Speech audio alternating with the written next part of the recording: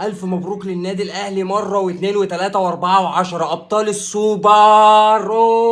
بعد مباراة ماراثونية، بعد مباراة فعلا وقعت قلوبنا كلنا أهلاوي وزملكاوي، فاز من يستحق بالمباراة. النادي الأهلي عمل ماتش كبير جدا، طبعا الزملكاوية عملوا ماتش كبير في مدار الشوط الثاني، ولكن النادي الأهلي قدر يحسمها بركلات الترجيح.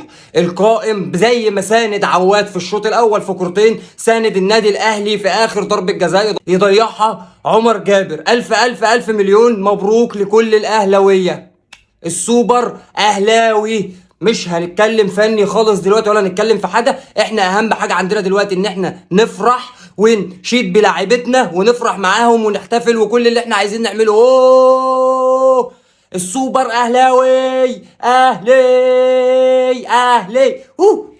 ألف مبروك، مليون مبروك، مليون مرة واثنين وثلاثة وعشرة. أقسم بالله الواحد ريقه نشف، أقسم بالله الواحد كان قاعد على أعصابه، أقسم بالله الواحد حرفيا كان هيجرى له حاجة بسبب ضغط الأعصاب اللي إحنا عشناه، سواء أهلاوية سواء زملكاوية. ألف ألف مبروك لكل الأهلاوية، وهارد لك لجمهور نادي الزمالك وفريق نادي الزمالك. سلام عليكم، افرحوا.